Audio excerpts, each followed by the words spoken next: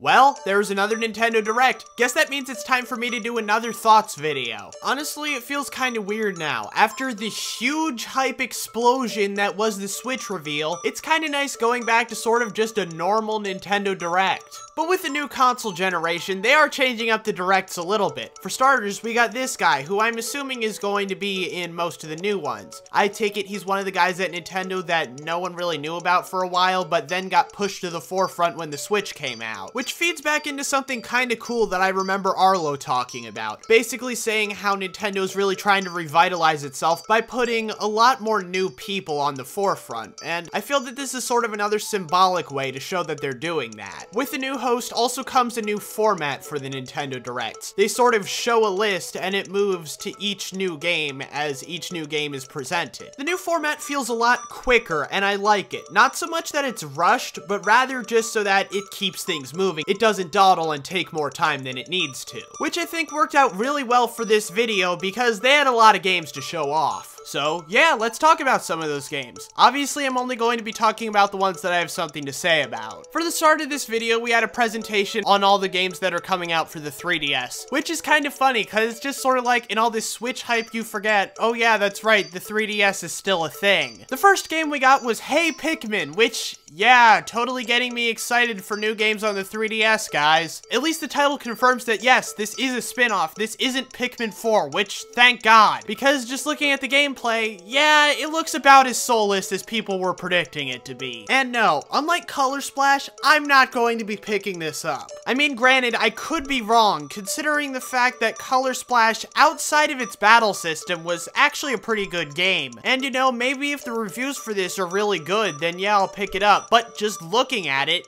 no, it doesn't look worth it at all. Up next though, we had Ever Oasis, which my thoughts on it are basically the complete opposite. I was really excited for this game when I first saw it, and I still am. It looks like it's going to be a really good time. Then we got Monster Hunter Stories, and oh boy, people are not going to be happy with this one. Now, I don't claim to be an expert on Monster Hunter, but I do know what the general gameplay is, and this looks more like it's just kind of a rip-off of Pokemon. At least, I have a feeling that's what a lot of Monster Hunter fans are going to be saying. Next up, we got RPG Maker Fest, and honestly, a couple years ago, I would probably be really interested in this game. But as time's gone on, I've realized that I am terrible at coming up with ideas for these maker-type games. Plus, I think if I was going to get a game like this, I would probably want something with a bit blanker of a slate than what it looks like we're getting here. Up next, we got Miitopia, and honestly, I had a similar feeling with this one. 5 or 6 years ago, I would be all over this game. I used to love making Miis. I used to be obsessed with it. I always wanted like some game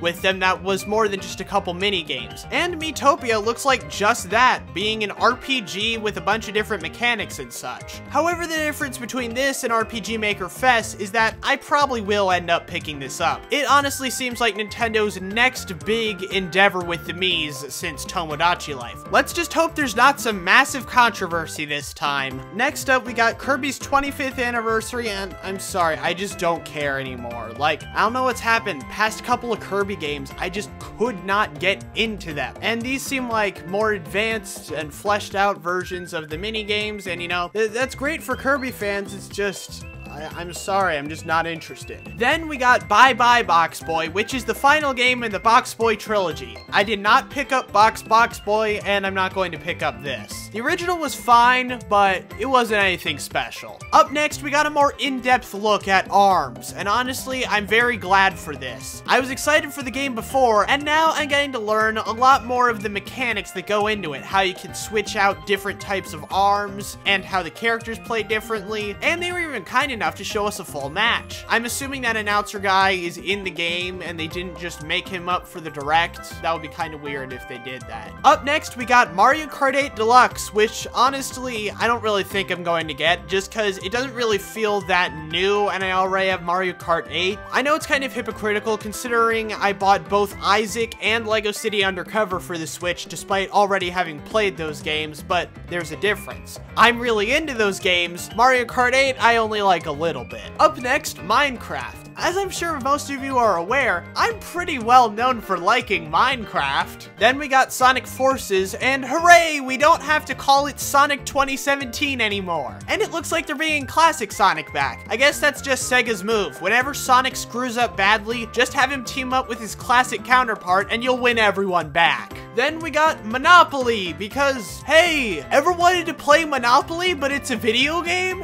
Well, then you got Fortune Street. What do you need this for? I guess Nintendo does have to put the shovelware in their directs every now and again, but who knows, maybe it'll be good. We also got Rayman Legends Definitive Edition. Am I going to pick it up? Well, I'm not too sure yet. I did definitely like Rayman Legends, but I do think I've gotten most of what I want out of the game. But I might just pick up the definitive version. I guess it's just not high on my priority list is all. Then we got Payday 2, which I'm really excited about. Now, some of you may be confused. It's not that I'm excited for the actual game itself, but I'm reading between the lines here a bit. You see, Payday 2 was made by Starbreeze Studios. Now, what is Starbreeze doing right now? Well, I'm assuming other things, but the thing that I'm mainly concerned with is the fact that they're publishing Psychonauts 2. In other words, this early adoption of the Switch from Starbreeze may signal the fact that when Psychonauts 2 comes out, it'll be on the Switch, which would be freaking awesome. And lastly, we got the new presentation on Splatoon 2. I've thought about it and I think I made up my mind. I'm probably going to get Splatoon 2. Basically, what we learned in this video is that the game is Nazi zombies. I mean, sure, the guy goes into detail of what it is, because, you know, that's the professional thing to do, but they could have just said Nazi zombies and just about everyone would have gotten it.